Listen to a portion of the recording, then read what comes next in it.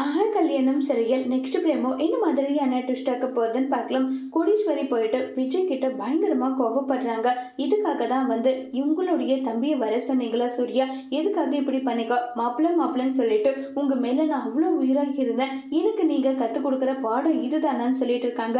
இல்லாத நான் என்ன சொல்ல வரேன்றதை கேளுங்க. என்னத்த சொல்ல போறீங்க, நீங்க சொல்லுங்க, என்ன சொல்ல போறீங்க? என் பொண்ணோட வாழ்க்கை இப்படி ஒட்டுமொத்தமா கேள்விக்குறி ஆயிடுச்சு, இதுக்கு மேல என்னத்த சொல்ல போறீங்கன்னு சொல்லிட்டு இருக்கும்போது அனாமிகா வராங்க. அனாமிகா அங்க பிரபாவோட கழுத்துல தாலி விஜய் கட்டினது தெரிஞ்சு அனாமிகா பயங்கர கோபப்படுறாங்க. உடனே சூர்யா இங்க பாரு, விஜய்க்கும் உனக்கும் எந்த சம்மந்தமும் இல்லைன்னு டைவர்ஸ் ஆயிடுச்சு. விஜய்க்கு அவளை ரொம்ப பிடிச்சிருக்கு, பிரபாவை கல்யாணம் பண்ணியிருக்கான், இதுல உனக்கு என்ன பிரச்சனைன்றாங்க.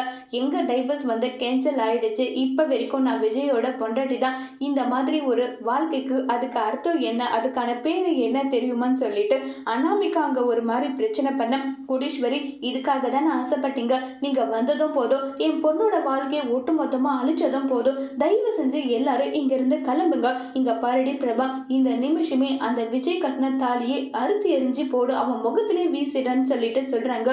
உடனே பிரபா இல்லம்மா என்னால முடியாதுன்னு சொல்றாங்க.